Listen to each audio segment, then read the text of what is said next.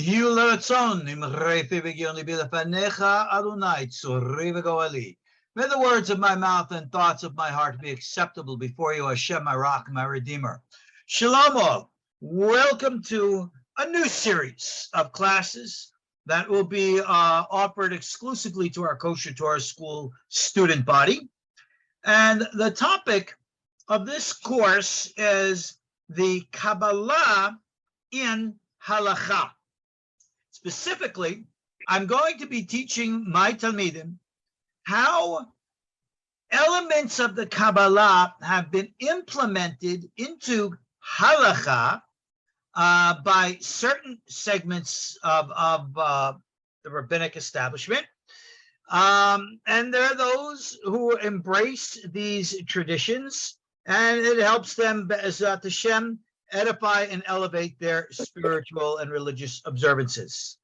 So that is the focus of this course. However, before I can actually teach this, I have to go to a first step, which is actually explain really the way in the world of what halakha is in general. Because ultimately speaking, there is so much misunderstanding, so much confusion as to really what is halakha. So before we can put the Kabbalah in halakha into a context, we need to understand what is halakha in general. And it's an old tradition that I've observed, for a long time here at the KosherTorah School, where the first lesson in a course for our students, I open to the public with the intent, very blunt, that hopefully encourage you that if you're interested in learning with us, come join us. That's why it's here.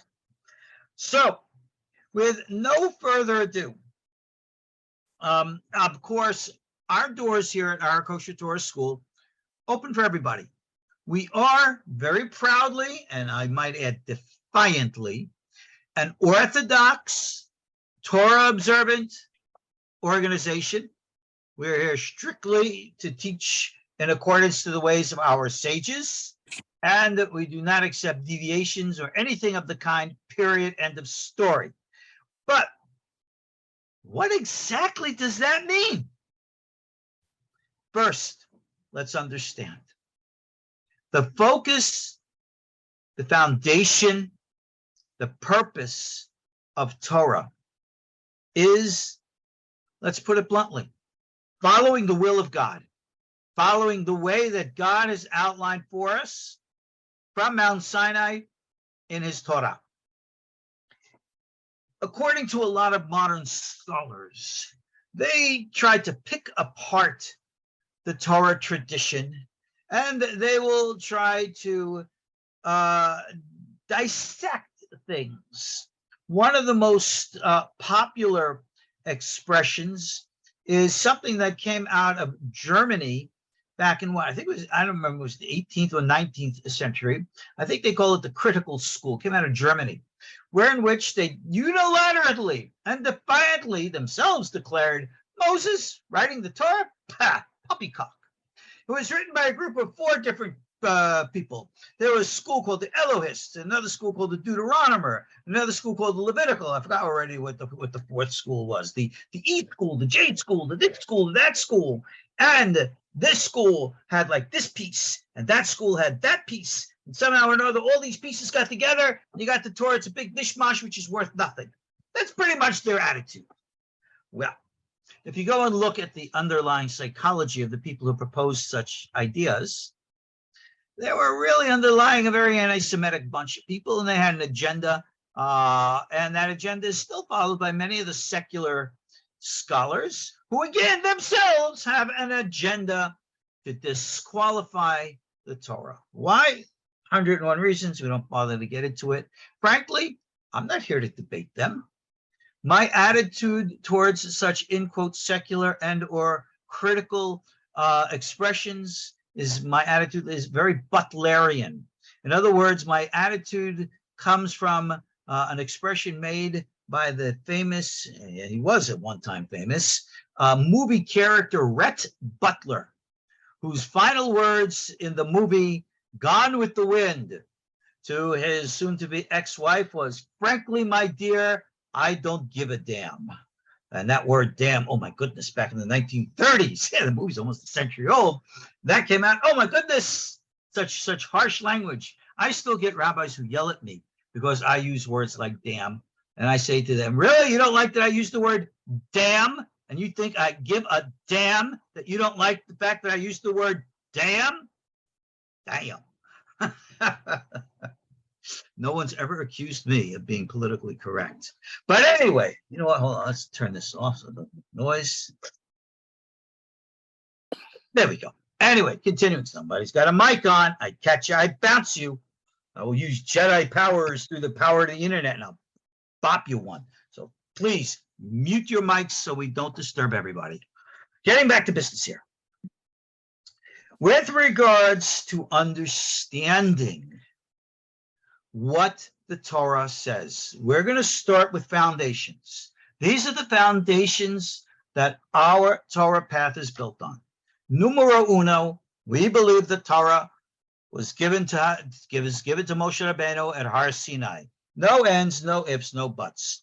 Now, we say the entire Torah was given to Moses. Now, you can argue, well, what about those last few verses in Deuteronomy where it says, and Moses died? Did Moses really write that? Or maybe Joshua wrote it. You know what? Doesn't matter. None of that matters. I hear a mic on. You are bothering me. Cut it. It doesn't matter. Why? Because all of those details don't matter. If some scholar wanted to come and make the claim, well, Ezra, after the Babylonian exile, gathered whatever books were available and put together the Torah, and it comes from Ezra. Doesn't matter. Because if Ezra did something like that historically, he would have still been guided by the same spirit, the same voice that spoke at Har Sinai and spoke to Moshe Rabbeinu. So the Torah, from beginning to end, is the Torah, min Moshe, mi Sinai, period, end of story. That is our emunah. That is our faith. Historicity doesn't play into it. Frankly, it doesn't matter. Because we are dealing with and addressing issues that are, let's be blunt, psychic in nature, energetic in nature, psychological in nature, archetypal in nature. And that is why we will always say Torah emet. The Torah is always true. With that being said, now we got to put it apart. What does that really mean? What do we do with the Torah? We say, okay, in the beginning, Hashem created the heavens and the earth. We all know that. What does that mean? Well, it means exactly what it says, that God sat there and he had a Timex watch, just like the rabbi does. Timex, good brand. No, none of this endorsement crap, all right? I'm just joking, right? God has a holy Timex up there. No, he doesn't. To think that the nature or the definition of the 6 days of creation follows in accordance to the limitations of our understanding of time and space. Who says? Then again, who doesn't say?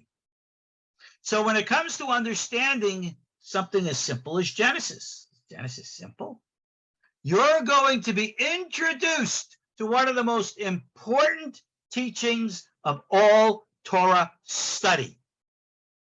2 words I'm going to introduce to you right from the beginning. Number 1 is called deot, which is the plural form for de'ah, which means opinions. And number 2 is a word from the Aramaic, mahloket, disagreement. When it comes to any and all questions of the Torah, everything is a mahloket.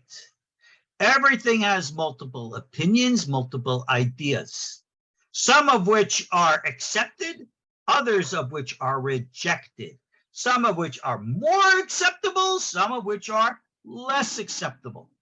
Now, with our technological terror of the World Wide Web, we now have the proliferation where all of those views, ideas, and opinions are literally vomited out to the world and you have 100 different views on 100 different things, and chaos reigns supreme.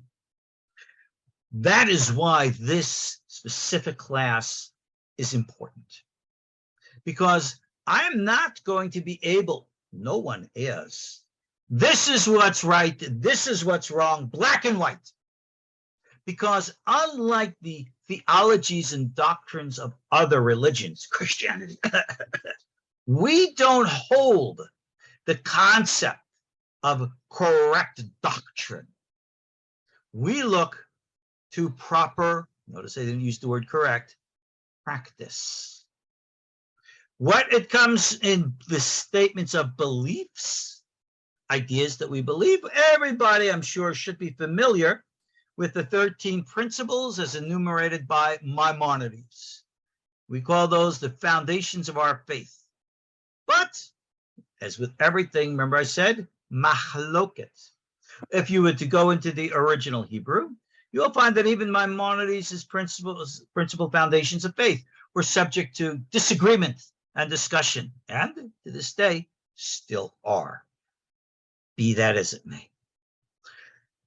The Torah from Sinai, given to us by Moshe Rabbeinu, clearly and definitively states, these are the laws that you are going to observe. We all know the 10 Commandments, right? We all know the other 603 after the 10.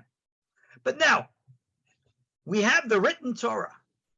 And of course, you should know that there is what we call the oral Torah. And of course, the existence and authority of oral Torah is a bone of big contention with many who do not want to accept the authority of the sages and those who embrace this. But the concept of oral Torah should be common sense. I'll give the foundational example of it. In the 10 Commandments, does not God say to you, to us, you shall observe the Sabbath? And isn't it very clear in the Bible that if you break the Sabbath, you are subject to the death penalty? That sounds pretty serious to me. I don't know about you, but if I was in the children of Israel in the day, and I heard, okay, here is a law, and if I violate it, I can be subject to the death penalty, I might have a keen interest in that law and want to make sure I don't break it.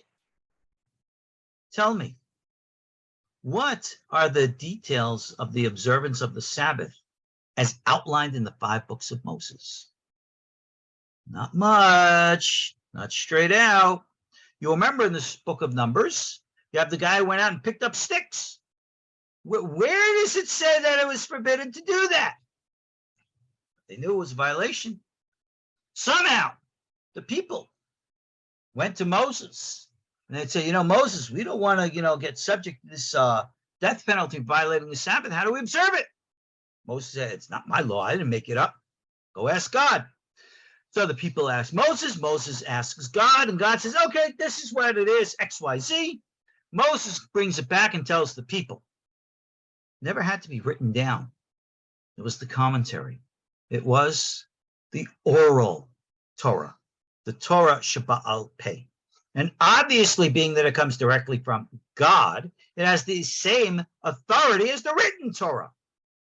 But now, here's where you get a little bit scratchy. I can show you the book and show you what the written word says. Can you prove to me that which you call the oral word really came from God? Well, how do you do that? All right? It's not like we have the video or the recording that we can prove or disprove. So this is the establishment of the foundation of what we call the links of a chain. In Hebrew, a masorah. A constant continuity from one generation to the next of how things are passed down since ancient times. And again, academic scholars want to object. You're telling me you could have an oral tradition that goes back thousands of years? How is that possible? Oh, shut up. Take a look at the reality of things. We have oral traditions and other world traditions that have gone back for that long, and so does ours. But with that being said, we have ways and means of how Torah was observed. During the days of the first temple, we only have little bits and pieces of these expressions. For example, how to observe the Sabbath again is discussed by the prophet Isaiah. If you hold back your foot from doing your way on my holy day, Isaiah said. These are the words that Torah faithful Jews recite in the Kiddush prayers on Saturday morning. Hopefully we should all know them. But moving right along, I'm not here to discuss the details of Sabbath laws. We can apply this example to all the laws. Moses received the Torah. Why do we accept it? Well, because Moses was our teacher. He got it directly from God, and that's it. This is the nature of authority. We did not accept the Torah from Moses because he put on a big sound and light show at Mount Sinai. Moses didn't go to Las Vegas University and learn how to entertain and put on a big thunder and light show so we would go, ooh, and how cool that is. No. Rambam, 9th chapter of Mishnah Torah, says very clearly, actually, the 8th and 9th chapters. We accept that this is our authority. This is what we accept. This is what we do. And no prophet has an authority to come and add or take away from or challenge or change the Torah of Moshe. And of course, we've had our share of those over the many centuries who have done just that. But be that as it may, during the days of the first temple, even in the second, the hand of Torah teaching and authority was clearly in the hands of the tribe of Levi. It was executed by the Kohanim priests and the Leviim, the Levites, who went around from town to town, pretty much as rabbis do to this day. The rabbinic tradition are pretty much the descendants of the original Levitic tradition. And actually, go back into Deuteronomy 17, starting with verses 8 through 13.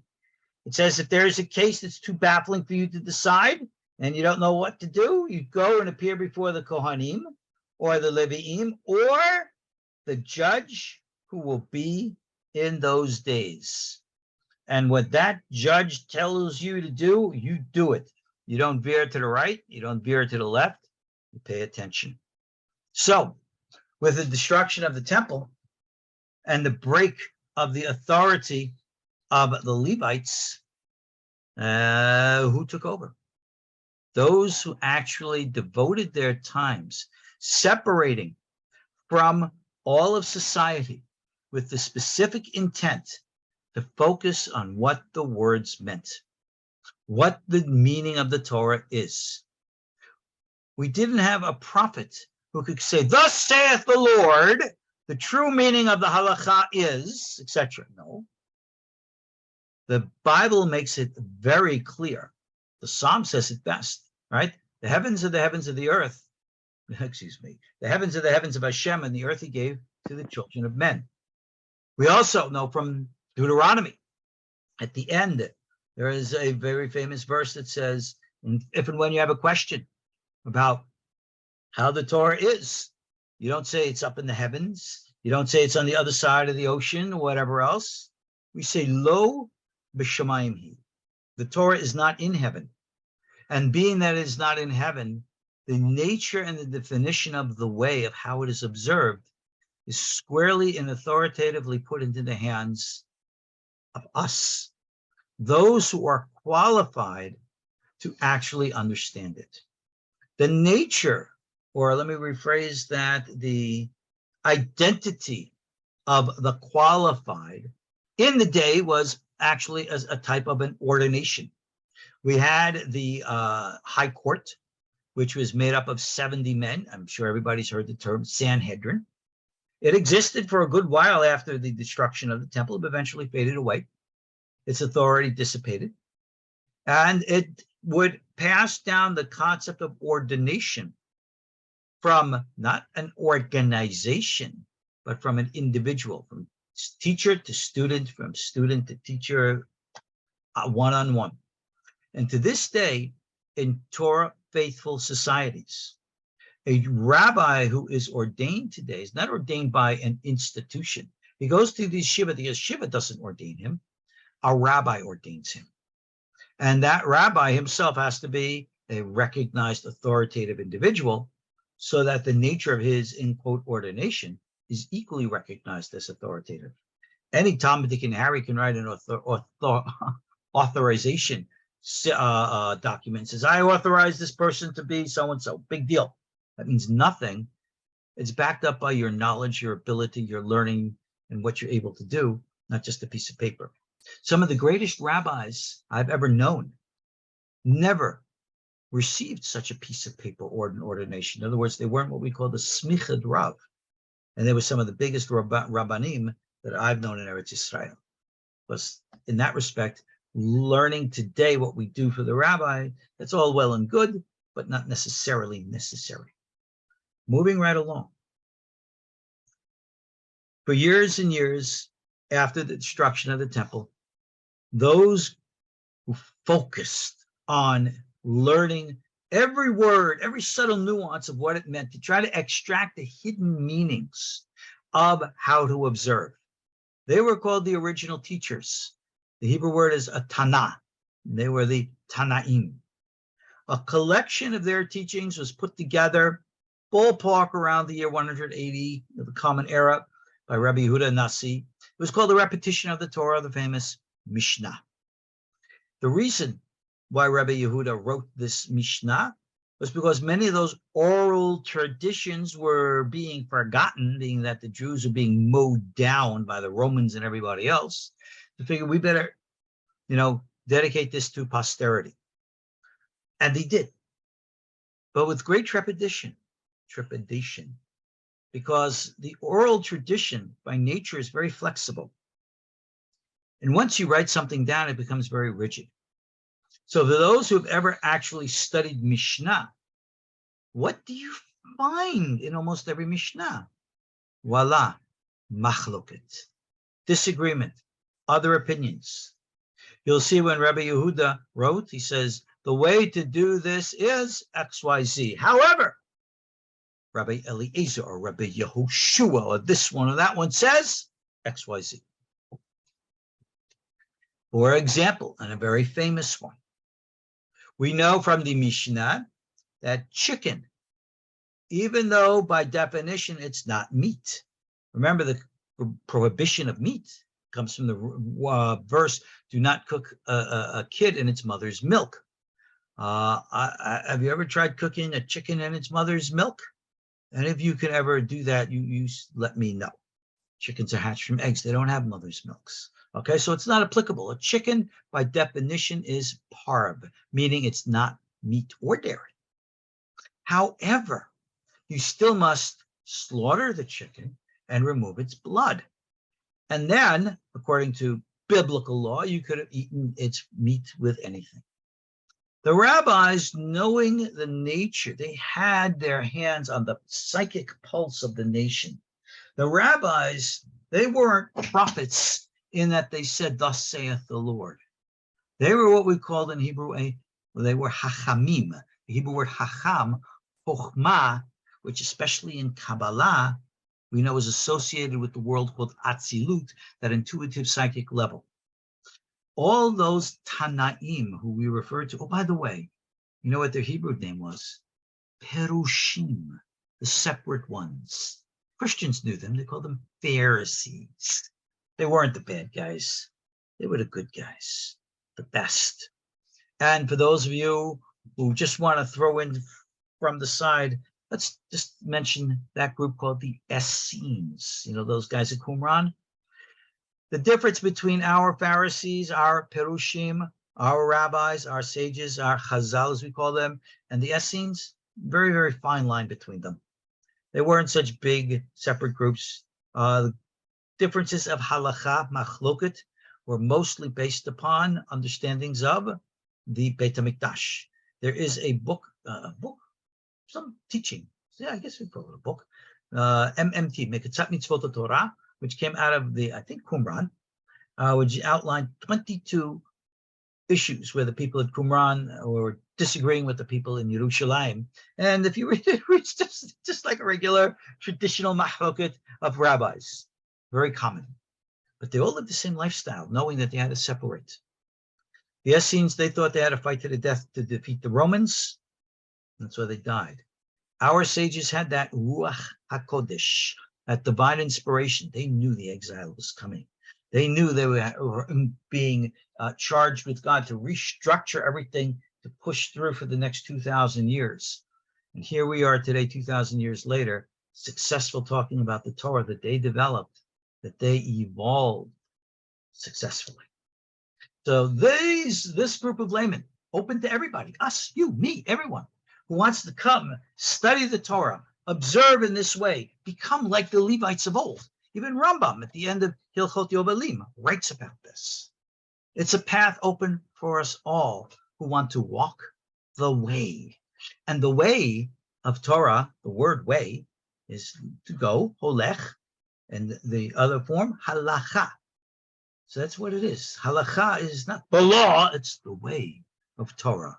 Think, if you will, in the Taoist sense, of the flowing natural way, because that is what halakha is, the natural flow of the true spirit and application of Torah. And only those who are truly in touch, like I said, you have the hand on the pulse of the Torah to feel its beat. Only those who truly hachamim, who can understand the Torah and therefore express a de'ah, an opinion based upon it. This is what Rabbi Yehuda HaNasi did. And after him, for centuries, we had rabbis who would discuss what the Mishnah taught. They would bring in other oral traditions. Some Mishnahs that Rabbi Yehuda didn't include in his compilation are also out there, and they're called Baraitot. And they're equally authoritative to the Mishnah in many times and ways. And all of these needed to be discussed. What is the right way? How do we live it? A compilation was finally put together, ballpark around the 4th, 5th century, by two of the great rabbis in Bavel, following an example set earlier, a century earlier in Eretz Yisrael. They put together the teaching, the Hebrew word Talmud. Now, in Babylon, the two great rabbis, Rav Ashi and Marina, they put together intentionally a profound, long corpus of books. And if you ever study the Talmud, it's made up of two parts, the Mishnah and the discussions of the Mishnah called the Gemara. And you would think the Mishnah says the law is like this, but Rabbi Yehuda says it's like that. And now the Mishnah is going to discuss, okay, why is the law like this? Because it says in Scripture A, B, C, D. But Rabbi Yehuda says it's like this because E, D, E, F, G, right? What's the disagreement between the first opinion and the second opinion? This and that and that and this. And they outline and they give you what to think.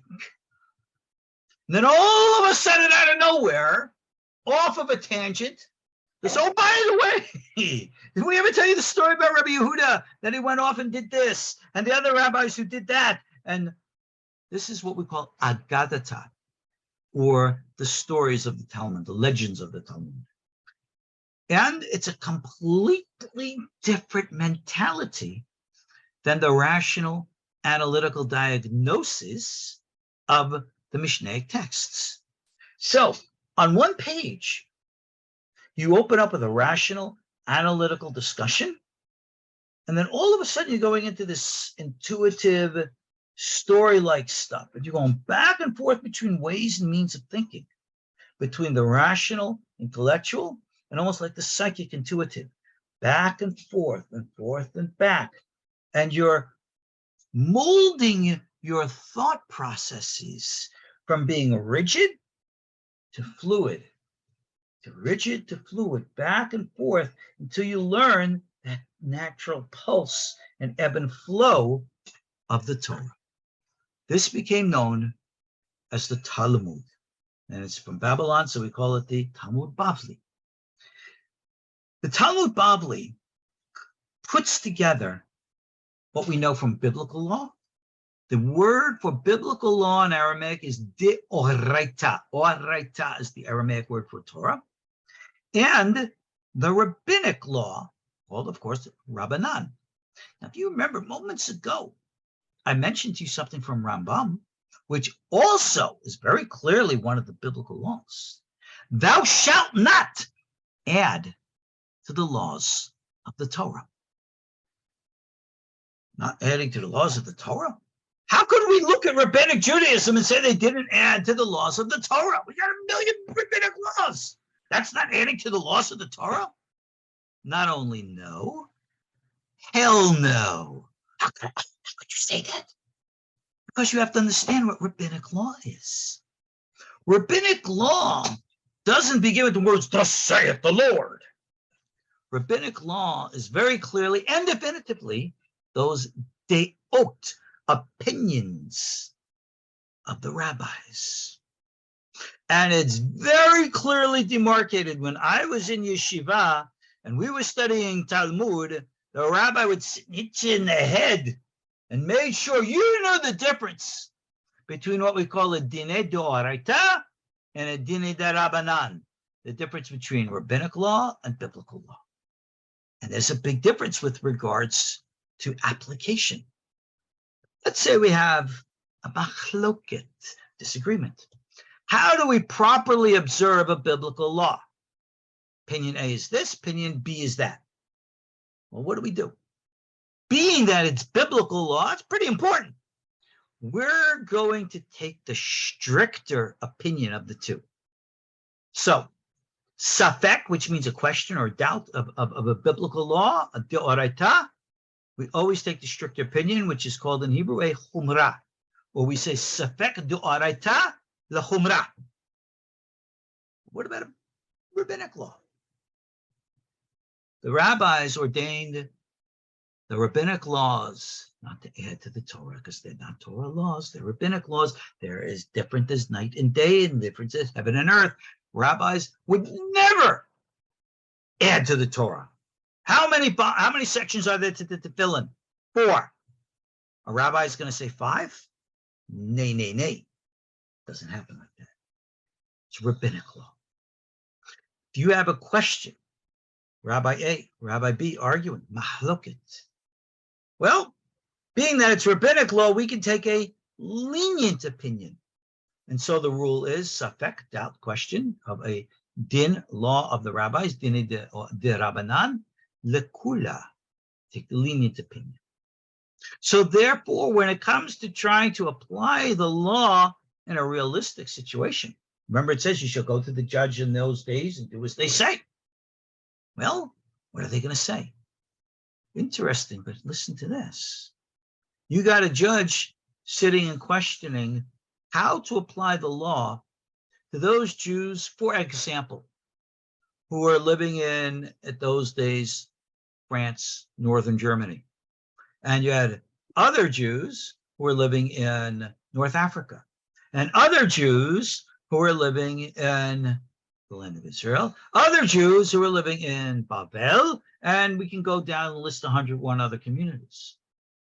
And we ask, well, what's the law for our community? How do we observe it?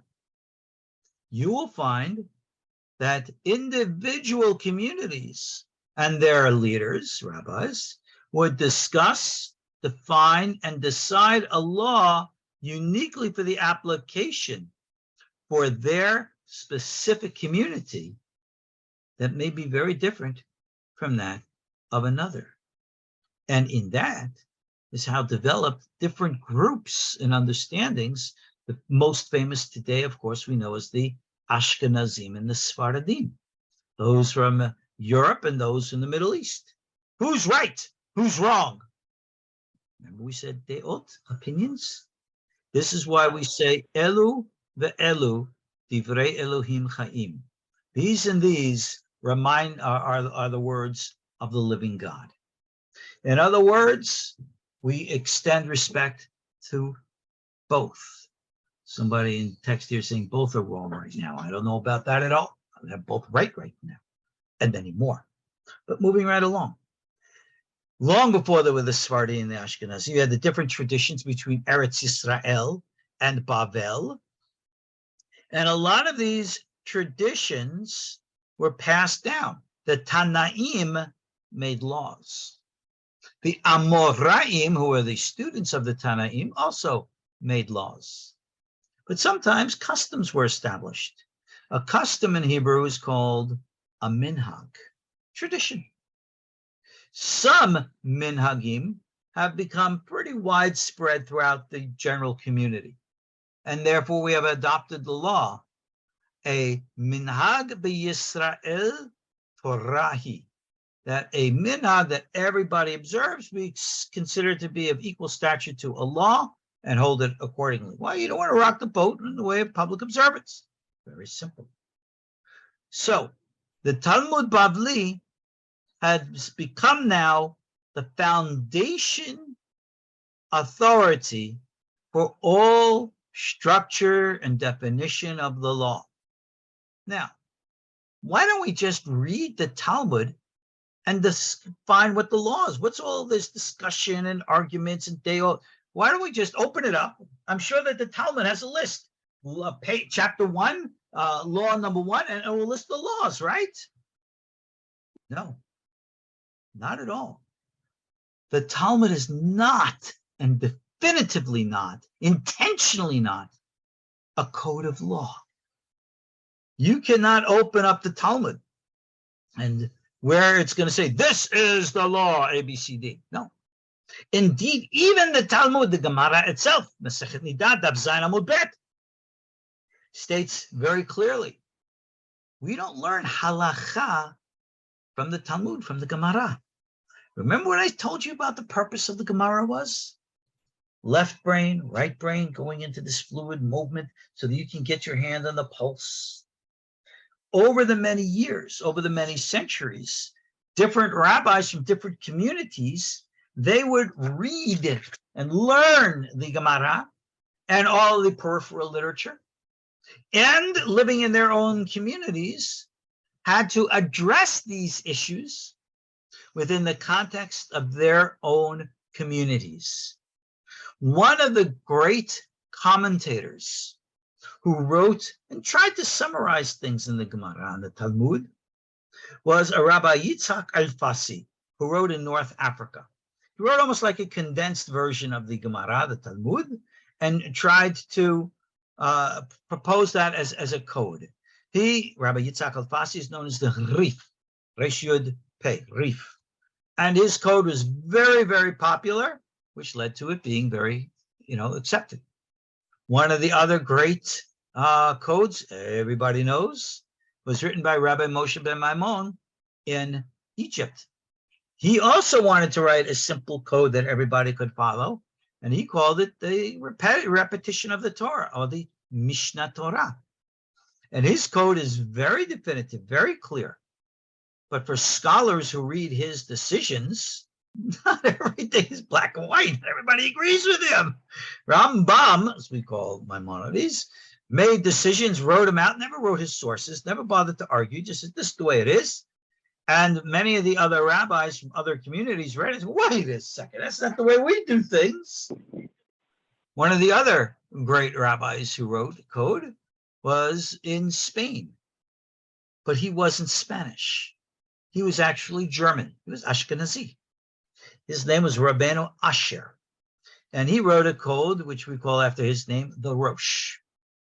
So even though there were numerous other rabbis writing codes, numerous other opinions out there, most of them were discussed and embraced by the Rif, the Rosh, and the Rambam.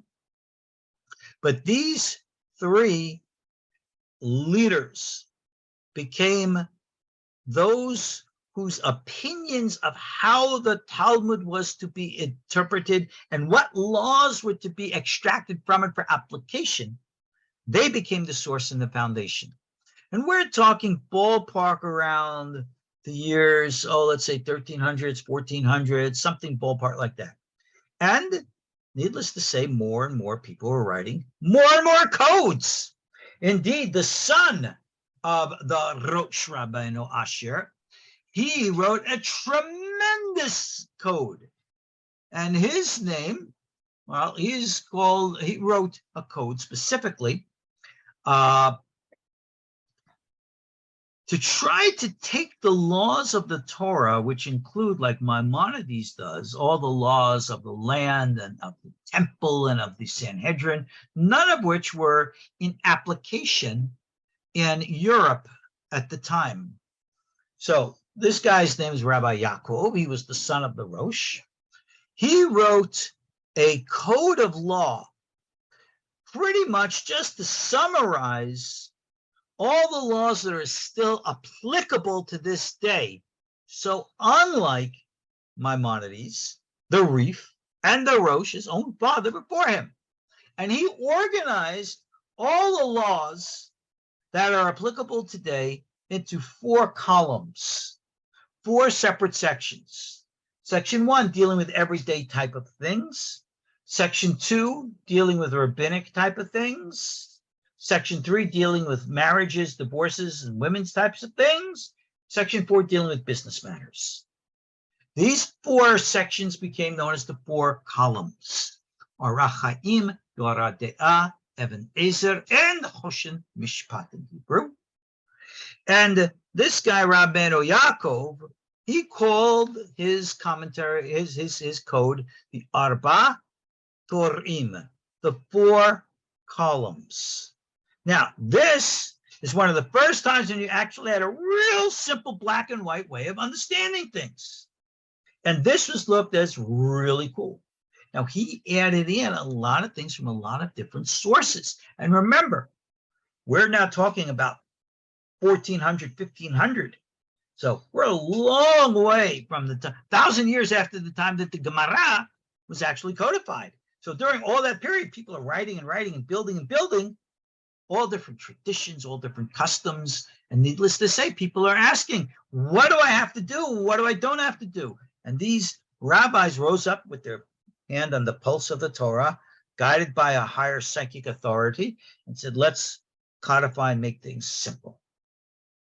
So this Rabbi Ya'aqob, writing his Arba Torim, wrote a great thing. People loved it. One of the great rabbis from Europe who thought that Rabbi Ya'aqob's work, the Torah, was tremendous, wrote a big commentary on it. All right? And he named the commentary the Beit Chadash, or the Bach. And then along came another guy, a Sephardi guy. And he wrote this encyclopedia of Jewish knowledge as a code to, as a commentary to the Torah. And this long and extensive and comprehensive history of almost every opinion you can possibly imagine was put together by this guy, and his name was Yosef. So he named his commentary the Beit Yosef, after his own name, Beit Yosef. And we know this guy for his other book that he wrote, because what he wrote in his Beit Yosef commentary was so comprehensive, so big, so unruly, so hard to deal with for an average guy. He had to write the summary of his opinions into a separate book so that everybody could just simply know what his conclusions were. And he called that little book the Set Table. In Hebrew, the Shulchan Aruch. And he wrote it to include Ashkenazi opinions, Sephardi opinions, and all of them. Simple, put together. This is ballpark 1560 and 70.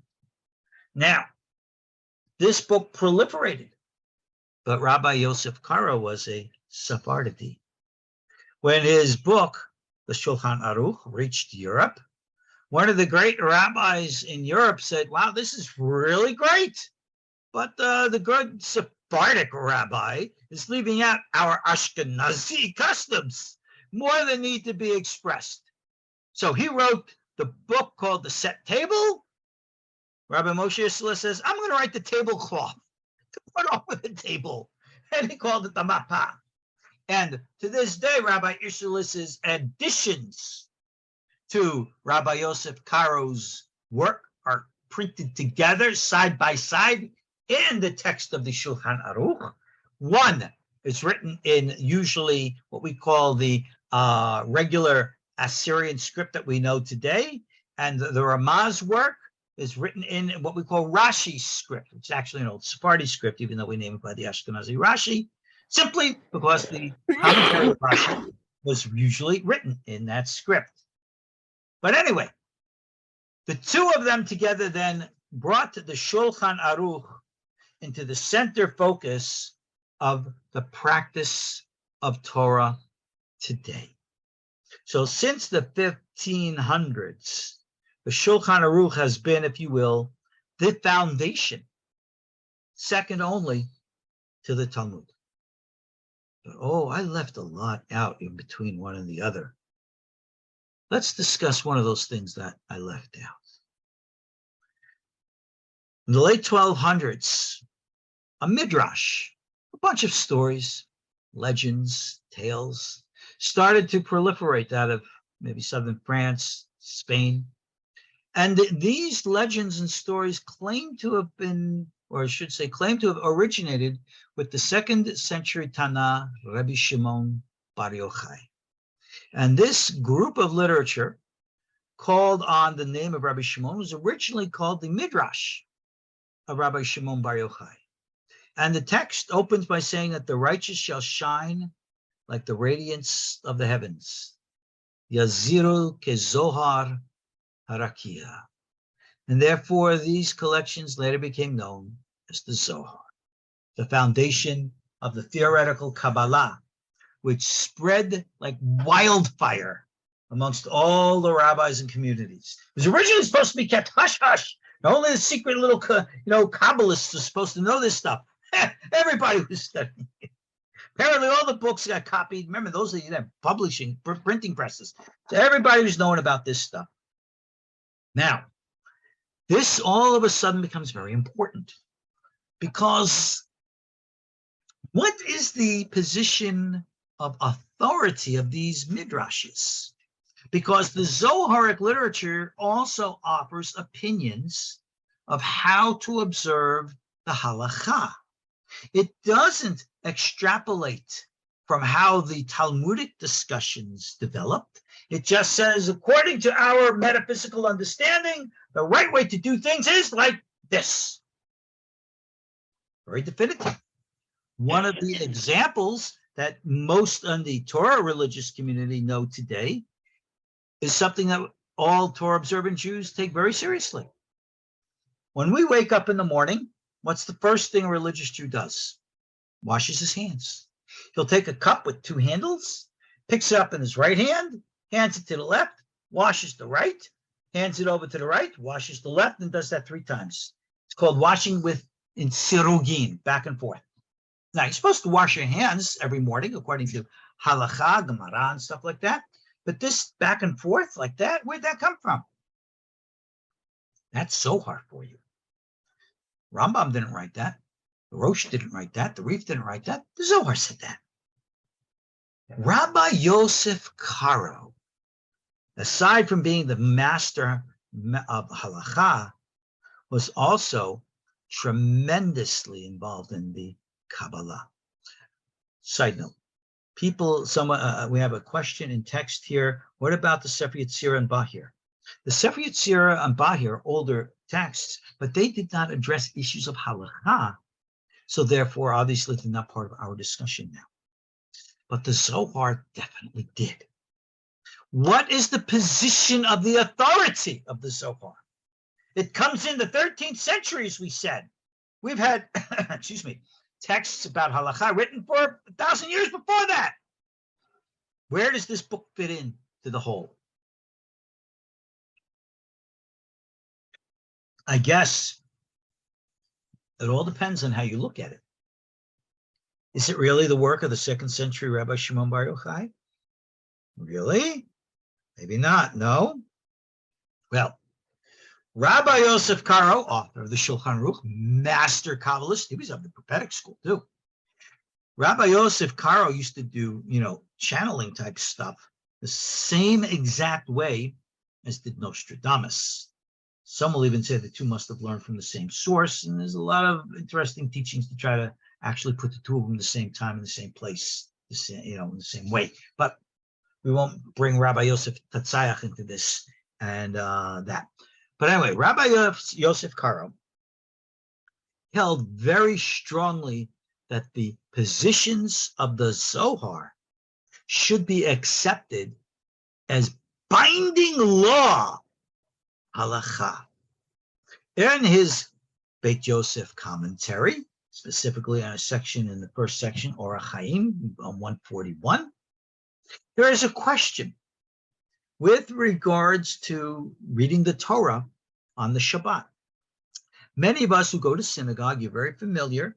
Not everybody can read the Torah by themselves. So we have a public reader who reads the Torah every time and you're called up, you're given the honor to say the blessings of the recitation of the Torah.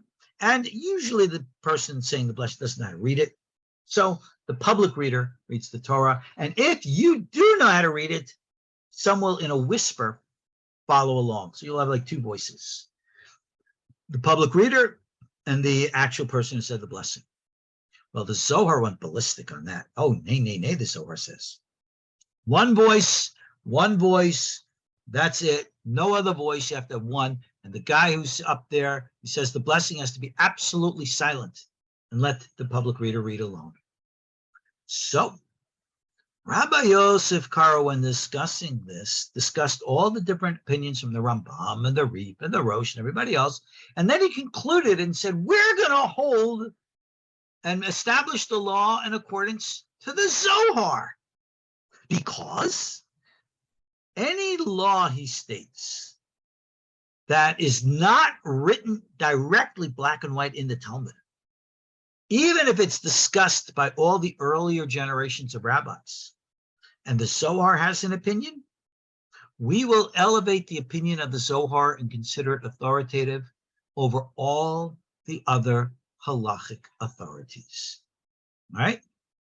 In Hebrew, Ein Shevakinan Divrei Zohar V'Pnei HaPoskim. The Zohar rules supreme, second only to the Talmud, and it doesn't matter what Rambam or the Reef or the Rosh or any other rabbi says. That is the opinion of Rabbi Yosef Karo. Well, guess who else wrote a commentary to the Torah? Rabbi Moshe Isserles, the famous Rama, the guy who wrote the Mapah. I can tell you he really did not like what Rabbi Yosef Karo had to say at all. What are you talking about, Rabbi Karo? The Zohar has no authority of such stature. We have all the authority, we have all the poskim, all of the rabbinic deciders. If there is a majority consensus among them, that is how we decide the halakha, and it doesn't give a hoot what the Zohar says. Very nice. We'll count the Zohar as one of the opinions, but we don't give it any extra authority than that.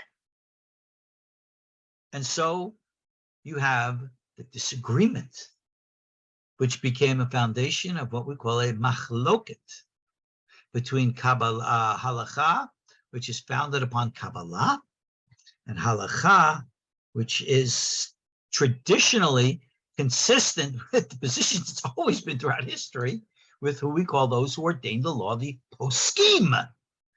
So, is the Kabbalah central or not?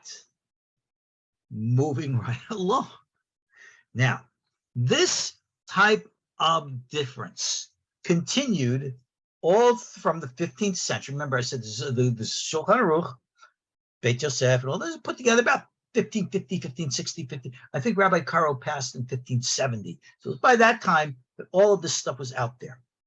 And what happens right after Rabbi Karo? Actually, a young man who used to daven in his synagogue, who he knew very well, was named Isaac Luria. Young guy who just came out of Egypt, young Talmid Chacham, who's like an old Perush from the olden days, like an old Pharisee, and devoted his life to studying Kabbalah. And his top Talmud was a guy named Chaim Vital, and together the Ari innovated an entire new system of the Kabbalah based upon their understandings of the Zohar, and it embraced a tremendous amount of practices and observances of how to observe Halakha, specifically a number of them revolving around prayer. So you had the customs or the traditions, minhag, of the Ari, and they proliferated. Books were written about it. These are the customs or the minhagim of the Kabbalists of Sfat. And books of that nature, Magid Mitzaveh, amongst others, by Rabbi Ya'aqob Tzemach, proliferated. People thought, oh, this is great, cool stuff. Are you allowed to observe things of that nature and practice your halachic practices according to those opinions? Sure, why not? Are you obligated to do so? Heck no. I'll tell you that right now. The ideas and the views and the beliefs of the Ari and peripheral others were embraced by small groups in Eastern Europe. One of the people who embraced it was the head of a secret society. His name was Rabbi Yisrael. He was known as one of the real inner Kabbalists, and therefore he was a master of the good name. So they called him the Baal Shem Tov. And he started to teach his followers, you want to get closer to God, do some of these Kabbalistic practices, some of these Kabbalistic traditions that'll always keep your mind and focused upon God. And those of the rationalist school who looked at this, and this is being accepted by the riffraff, those who weren't intelligent enough to really delve into rational, logical, Talmudic thinking, they were average, everyday people. Fine. And they were doing all this pious stuff. So they were mocked. They were looked down upon and said, oh, you're so pious, doing all this Kabbalistic stuff. Oh, you're so special. You're such a Hasid, as the term was in Hebrew. And they became known as the Hasidim. That's how the Hasidic movement began. By doing not obligatory, but optional and observance of things. Now, moving right along. The Hasidim became a separate branch of observance in Judaism. They separated from the Ashkenazi, and more so in one area, the area of prayer. So they wanted to adopt their version of the prayers of the Ari'zal. And they took and they have developed that. And where did the Torah of the Ariel develop? Amongst the Sephardim. They didn't exactly embrace a Sephardic tradition, but close enough to it. And they called it the order of Sephard. The Hebrew word for order is Nusach, the order of prayer. So amongst the Ashkenazim to this day, you'll find those who will use the prayers Nusach Ashkenaz, and those who are of Hasidic origins will use something called Nusach Sfard, as opposed to the Sephardi, the Edot people from North Africa and Middle East, who maintain the Edot Mizrach communities of the Orient, Sephardic. So Sephard with the D at the end is still an Ashkenazi tradition. Sephardic with an IC at the end, that's the original, Middle Eastern Sephardim, as we call it. And those traditions proliferated. We're not going to get into all the details of how the observance of Sabbath or kosher or all these other laws differentiated between communities, because they most certainly did. We are now in the Omer period, and we just finished off Passover. One of the major differences between the European Ashkenazim and the Middle Eastern Sephardim was with regards to a reality of sacks carrying grain to the market. In European communities, apparently sacks were used interchangeably for all different kinds of things. And if you had a sack of beans or rice, it could very easily have earlier been used for wheat or something like that, which could then be subject to the laws of chametz, leavening. And being that those grains could easily get mixed in with the legumes and the beans and the corn and the like, the rabbis of Europe said, we can't take that chance. So during the Passover holiday, we're not going to eat the beans and the legumes, or what they call kitniot. In other communities, they didn't have that problem. So they never adopted that tradition. And therefore, you have different laws for different communities. Now, we're in a little bit of a quagmire today, simply because all of those communities, instead of being separated, now live on top of one another. So the guy who's the Sephardi, who is originally from one community, is living next door to the Ashkenazi from, a different community, who's living next to the Nusach Sfard Hasid from a third community, who's living next to the Yemenite from a fourth community, who's next to the Ethiopian from the fifth community, and everybody comes from different sources. Everybody's got different ways. Well, can't we all just get along and have one way? One way. Really, which way is it going to choose? Which one way should we choose, right? I got a great idea. Let's get rid of everything Ashkenazi and make everything Sephardi, right? Go tell that to the Ashkenazim. See how fast they string you up. Say it to the Sephardim, let's do it the opposite. We'll make everything Ashkenazi and we'll get rid of everything Sephardi. Oh, then they'll string you up. No. We have all these different traditions, all these different observances. And if they are connected to that link of the chain from the beginning, which we call the Masorah, founded in the Gemara, the Talmud, and in the Halakhic authorities' opinion, and from one generation to the next in constant continuity, that's what we call the Masorah, the chain of command of Torah authority. So when we look at the cacophony of things on the internet today and everywhere else, and this one saying it's Jewish and that one saying it's Jewish, where does that come from? I once heard a rabbi, my policy is I never name names whenever I speak critically about someone. A rabbi who once was Orthodox and who fell away, and nice guy, I met him personally, but he intentionally was teaching people to violate the Torah's laws. The Torah gives laws saying these things are forbidden. Do not do them on the Sabbath. But this rabbi taught, and I heard him say it to me personally, it doesn't matter what the laws said. The person should observe the Sabbath the way they want and make themselves comfortable. If they feel more close to God by doing something which violates the law, they should do it because it makes them feel closer to God. I looked at him and said, you're throwing away the words of the Torah because of your own opinion. You're contradicting the word of God because you think it's more important to feel good. I said, sorry, guy, that's what makes you a heretic. And it's not a tradition. This is bad news, and a lot of people do this today. But now let's get back to our topic. Baal Shem Tov founded that movement in Europe, ballpark around the same time as the founding of the United States of America. Let's jump 100 years into the future and 1,000 miles or so south, into the heart of one of the great Sephardic communities of the day, Baghdad. One of the rabbis of Baghdad from an old family is named Yosef Chaim. Rabbi Yosef Chaim, like the Ari'zal before him, was one of these Perush guys, like, for that matter, amongst the Ashkenazim, a little earlier in history, the famous Gaon of Vilna, also one of these Perush type guys.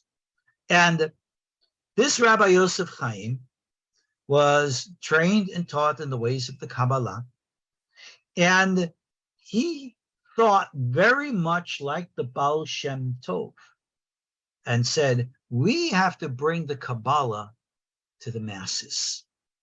We have to take the teachings of all this wonderful spiritual profundity and put it in such an accessible way that everyone can have access to it because that will give everyone the opportunity and the ability to have such a richness and a profundity in their spiritual practices and observances that it will raise up their holiness. So Rabbi Yosef Chaim was a prolific teacher. He taught every week in the synagogue, and his writings were, written all down. Every word out of his mouth pretty much was Kabbalah this, Kabbalah that. And ultimately wrote a couple of law codes. One, the most famous, of course, is called the Ben Ish Chai. Another is called the Old Yosef Chai. As to the details is why I'll discuss at another time. But he outlined the basic, simple laws in a week-to-week format that everybody in his community to follow. Yawn, people have done that before. What makes his so different? Rabbi Yosef Chaim introduced all the Kabbalistic traditions of the Ari'zal and the later great Rabbi Shalom Sharabi of Yerushalayim, and put it into a format that everybody could observe. His detractors called him a Sephardic Baal Shem Tov. And the works of Rabbi Yosef Chaim in the Ben Ish Chai were warmly embraced to this very day by Sephardic communities throughout the world. And many or much of the Sephardic Kabbalistic traditions observed today have their source in the writings of Rabbi Yosef Chaim, who, mind you, historical reasons, just died in 1909. So it's not long ago. Now, Rabbi Yosef Chaim, as I said, wrote many books. He wrote responsa literature on all issues of Halakha. He wrote commentaries on the Torah, Haftorah, everything. You go into a Jewish bookstore and you look at Rabbi Yosef Chaim, you see 100 books. A lot of them are even now available in English. He had one great student who then lived in Jerusalem, whose name is Rabbi Ya'aqob Sofer. Rabbi Ya'aqob Sofer wrote a profoundly in-depth and long 10-volume commentary to the Shulchan Aruch of Rabbi Yosef Karo. He only finished the first section, or Achayim. He was in the beginning of the section of Yoredeh when he unfortunately passed away. But in the Or Achayim section, following in the footsteps of Rabbi Yosef Chaim, he wrote a tremendous amount of all the teachings of all the Kabbalists and how people can put it into practice. Now, the Kaf Ha-Hayim commentary on the Shulchan Aruch is not written for the layman. It's written for the scholar. There is an Ashkenazi alternative, which is also very popular today, written by Rabbi Yisrael Meir Kagan, better known to us as the Kaf HaHayim. His commentary is called the Mishnah Brura. The Mishnah Brura is the Ashkenazi commentary on the first section of the Shulchan Aruch, or Achayim, which is very popular, embraced by most Ashkenazim today, readily available. I don't know if it's readily available, it used to be, in English. I know they translated it. I don't know if the books are still out there, but they should be. And in that respect, you have the teachings and ideas and views of the Mishnah Torah, which is, the Mishnah Berura of the Kaf HaHayim, studied by the Ashkenazim. And up until about the 70s or so, you had the Kaf HaHayim amongst the Sephardim. But you know something? Putting the Kabbalah into Halakha is a problem. Remember we said the Torah is not in heaven. There's a very famous story in Baba Metzia, 59b, of the big discussion between Rabbi Eliezer and Rabbi Yehoshua with regards to the kosher of a certain type of an oven. The oven was kosher. This was the opinion of Rabbi Eliezer. He was right. But Rabbi Yehoshua and the sages said, even though it's right, we got our hand on the pulse of the consciousness of the nation. We're going to make it prohibited because we just, in the way that people are going to understand things, it's going to make more sense to them. We don't want to make things difficult to put a stumbling block before the blind. Rabbi Eliezer stopped this, but it's kosher, and I can prove it. And he called all this miraculous stuff to happen. You can read the story in the Gemara. And ultimately, Rabbi Eliezer, in frustration, says, look, I'm right. It should be kosher, and I'm going to ask God himself to speak from heaven to prove it to you. And a voice spoke from heaven. Why are you arguing with Rabbi Yoshua? Excuse me, why are you arguing with Rabbi Eliezer? To which Rabbi Yoshua, who led the sages, stood up in honor of the voice, and he said to God, in all due respect, Lord, mind your own business. The Torah, lo b'shamayim. The Torah, he didn't say mind his own business, but that was the intent. He said very honorably and respectfully, you have given the Torah to us. You have given us the halakha. The halakha needs to be made in a form and a structure for everybody so that the people can embrace and observe it in a right way. And therefore, we are not going to accept the opinion of Rabbi Eliezer, because even though he's technically right, we sense from the psychic mentality of the people that he's not. And we're going to ordain the halakha as you gave us the authority to do in this way. And the story has a very interesting continuation. So a while later, one of the great sages had an encounter with Eliyahu Hanavi. It was Rabbi Natan, actually. And Rabbi Natan asked Eliyahu, the famous prophet Elijah, hey, what did God think when Rabbi Yoshua pretty much told him to mind his own business with his own Torah? Eliyahu said, God laughed. And he goes, my sons have defeated me. My sons have defeated me. They were right. They are right. So the authority of the Torah and its applications is in the hands of the great sages. Even God does not bring the heavens involved, because the Torah has to be for us, the way, the natural way of living in this world, and how we bring the Torah down. The Gemara makes a very profound statement from the destruction of the temple. The Torah, or the presence of Hashem, the Shekhinah, is only found in what's called the Arba Amot, the 4 square feet of the Halakha. In other words, how we live and what we do, this is how the divine presence flows into the world. And not everybody can be mystical. Not everybody can be a Kabbalist.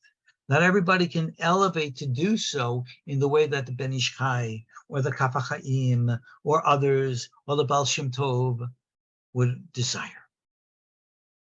In the 1950s, there was a young, profoundly wise scholar from Baghdad, the same community as Rabbi Yosef Chaim, who is adamantly opposed to the introduction of Kabbalah into Halakha. And he spoke very strongly in public. We should not be imposing the Halakha upon others. You want to observe it as a permission, by all means. But to say that it's the law that must be followed, nay, nay, nay. And he spoke out very outspoken against the great honor of Rabbi Yosef Chaim. In that day, many of the leaders of the Iraqi community would say, who is this young upstart, this brilliant guy, who, mind you, was so brilliant that when Rabbi Ya'aqob Sofer passed away, this young scholar was asked to finish the section of the Kaf Ha-Hayim for Rabbi Sofer, and he concluded it.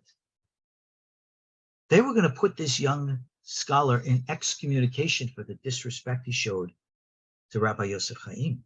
But one of the great Kabbalists of the day, Rabbi Ephraim Cohen, who was the father of my Magid Shiur Hacham Shalom Cohen, who was the Rosh Yeshiva Parat Yosef in my day, came to his defense and said, no, this young guy is going to become very famous, very important.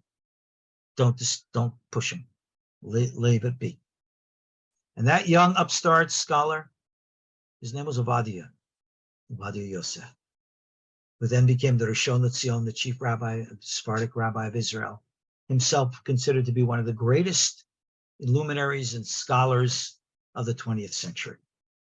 But throughout his life, he emphatically said the halakha should follow Rabbi Yosef Karo in the Shulchan Aruch, who we call Maran, his honor, and not the Kabbalistic traditions as expressed by the Ben Ish Chai or anyone else for that matter. He says, with one exception, with one area we can make an exception, and that's in the laws of prayer.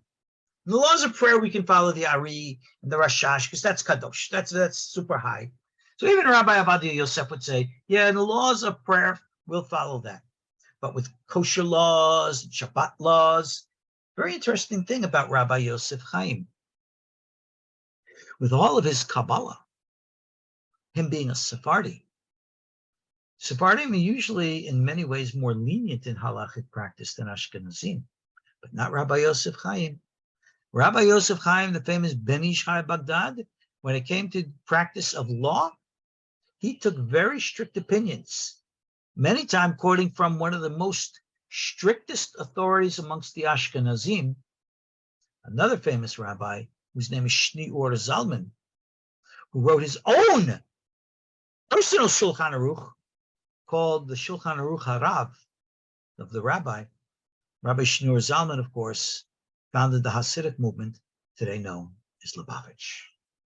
So Rabbi Yosef Chaim would many times ordain halakha on the strictest views in accordance to Lubavitch. When Rabbi Avadia Yosef struck them all down. So here we are now after the fact. Amongst the general, and certainly in Israel today, we have the Ashkenazim and the Sephardim. Everybody lives together, all, side by side in the apartment buildings. So everybody knows everybody else. Everybody has their own synagogue. Somebody in text here is referencing somebody like Rabbi Meir Rottenberg, who's an old, what we call Rishon from olden days. You have many rabbis. But today, you have a number of different schools of halakhic approach. You have the school of Rabbi Avadia Yosef. You'll have the school of the Ben Ish Chai and the Kaf Ha-Hayim. Amongst the Ashkenazim, you can have the school of the Mishnah Berurah. If you're Hasidic, you can have the school of Lubavitch or the school of Breslov. We can go down the list of on and on, all the different schools. And you wonder why people are confused today. Even rabbis sometimes. If you have a link to the chain, you have a Masorah, and you can show, okay, I hold that the halacha should be like this because of this rabbi and this, and you show the condition, how everything's connected, then you might have a valid opinion. It doesn't mean everybody's going to accept it. It doesn't mean it becomes the law, but you're allowed to express that. Rabbis write books all about their opinions. They're called responsa, or in Hebrew, shut, shelot, and teshuvot, questions and answers. People ask rabbi questions all the time, and rabbis write down their answers. I mean, real simple things. I mean, day-to-day stuff. For example, can a man use a condom? Oh, well, we can't do that. Yes, a whole bunch of different opinions. Can you brush your teeth on the Sabbath? You'd be surprised the opinions on that one. We can go on and on in almost every area. And what is the purpose of all of this? How to serve God. How to bring the divine presence by elevating our behavior into a higher level, higher consciousness of observance. That's why we have the laws of modesty for men and women. That is why we have the laws of how we eat and how we observe the Sabbath and how we pray and everything else. A lot of people want to come, cut corners, and disconnect, do things which are not right. Nay, nay, nay. Bad. When they say, well, we don't accept the Torah, all the laws can change, and even though the Talmud says this, we're going to switch it around, do something else. No. You must have that continuity. If anybody's familiar with the martial arts, you know anything about soft flow martial arts like Taiji, when you come with a move, the move has to be able to flow straight through, and it's like a dance. That's what halakha is. It has to be continuous from one generation to the next to the next. You don't just say, well, I don't like this, so I'm going to cut it out. That's not kosher. So this is where we are in the halakhic world today. A straight continuity from biblical times to today. Yes, it's gone and wiggled and waggled through all the different times and generations and places, just like the wiggling and waggling, if you will, on a page of Gemara, from rational analytical to the psychic intuitive. That's why the Gemara was written like that. because the rabbis who put the Gemara, the Talmud together, had that foresight to see this is the way history, human consciousness flows. So history is going to materialize human consciousness, and therefore you got to go with the flow.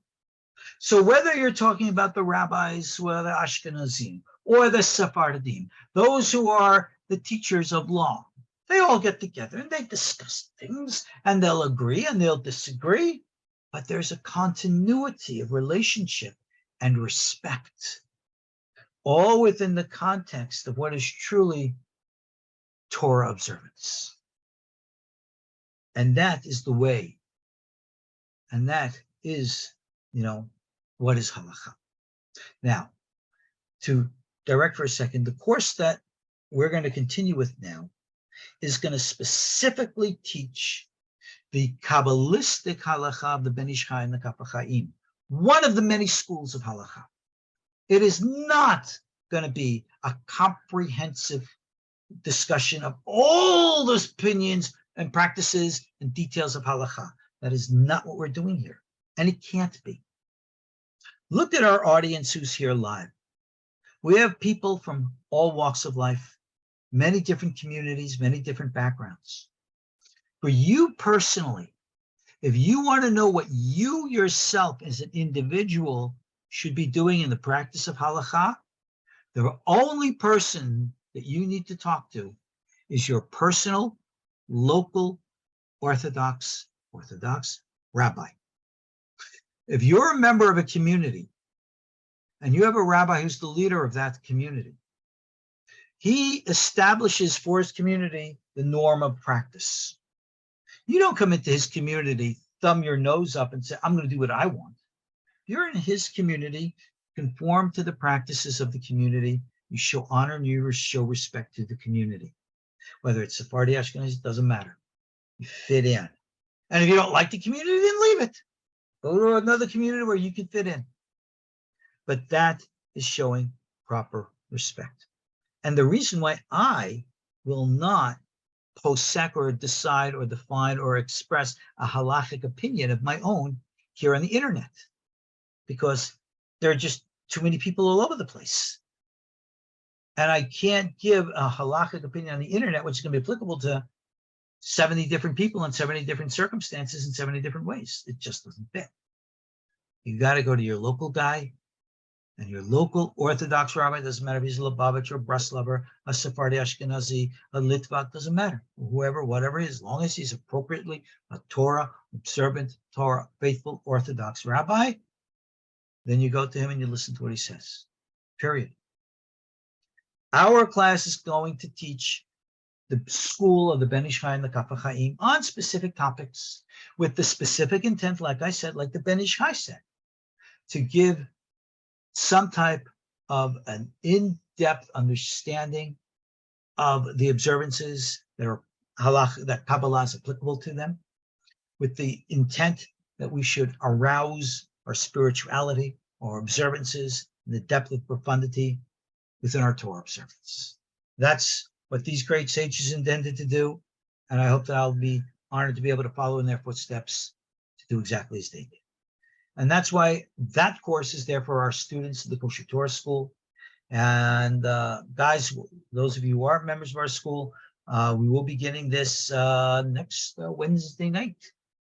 So as Rat Hashem, that's what. I have a question here in text, which is actually a very good one. What happens if there are no rabbis around? Then you'll follow the wise words of our sages in Pirkei Avot. Oseh lecha Rav. Find yourself a Rav. And that is the rabbi who you should follow. If you're all by yourself, find your rabbi, right?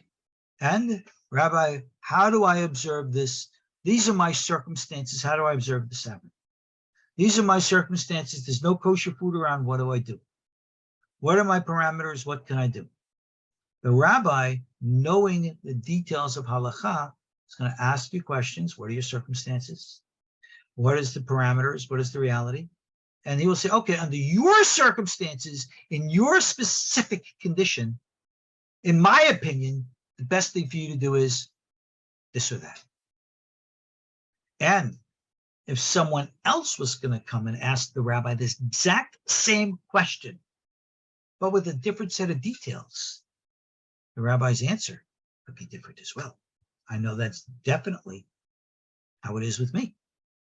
I have people, somebody will say to me, Rabbi, under my circumstances, what should I do? And I'll say, in my opinion, you should do this. Someone else will come with the exact same question, but their circumstances are different. And I'll say, you should do that. And when somebody asks, well, you just said two different things. I said, yeah, the circumstances are different. Well, what does that mean? Circumstances are different. Go study Gemara and understand how the ebb and flow of things move. The greatest and most important of all the mystical texts of them all is the Talmud Bafli. That's the big thing that I think is probably the biggest secret of them all. Because if you can really get into the spirit and the flow, you'll get into the taiji of the Torah through the study of Gemara.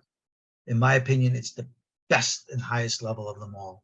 And I only wish I had a group of real solid students who I could teach Gemara to. I already gave a course on one chapter in Gemara a while back from Sechet Brachot. If you're interested in that course, it's on our KosherTorah page. But yeah, I love teaching Gemara. I love learning Gemara. I think it's the highest of all Kabbalistic levels. And I know Abu Lafia stuff, which I practice, and all the other stuff. I'm telling you, this is the foundation of them all. The rabbis who put the Gemara together did it with that psychic, intuitive Ruach HaKodesh, just like the old Perushim, the children of the prophets before them. And that's been a continuity through us for all the years. So, on that note, I conclude. Thank you all for being with me, being patient with me for all this time. I don't have a lot of time for questions, but if there are those who wish to ask a brief question, please, no comments, just simple questions. I'll take some questions. Rashash. All you got to do is ask. You don't have to raise hands or anything.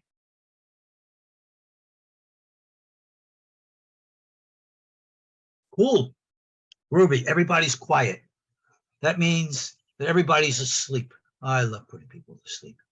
I have a quick question for you, Rabbi. Yes, sir. Matthew. Yes, sir. When it comes to the concept of ascent and building holiness for these inyanim that we speak about mainly in our school here, is there a benefit to being machmir versus makel generally in halakha? Like the way the Bible is very machmir. Wouldn't you like to know? Here's the question. Is there a spiritual or a psychic benefit to interpret and observe law in the most strictest of interpretations? The answer is yes. And the answer is no. Did I just contradict myself? No. It depends on the individual. For some people to observe the strictest way is a burden, and they resent and they're frustrated by it, and it turns them off. For some, it's an elevation and cool, and they love it and they embrace it. And for them, it's an elevation. Who's who? Well, only the individual can decide that. All righty, guys. I see our listeners from Israel and Europe. You're all signing off because it's wee hours of the morning. Thank you at least for being here. I'm honored and appreciated that I was worthy of you to stay up all night to listen in. So again, thank you all for joining me. For those who want to, of course, take this course and would wish to become a member of our school, well, go online. You'll figure out how to do that. And we always welcome everyone. Just remember, we're here to teach kosher, Orthodox Torah. And that's what you're going to hear. I don't care who you are. You're all welcome. But this is what you hear. This is what you're going to learn. And in that respect, I welcome you all. Thank you all for joining me. God's blessings. It is the first of the 2 days of Chodesh Iyar. Rosh Chodesh Tov to everyone. God's blessings. Shalom. Shalom. Shalom. Shalom.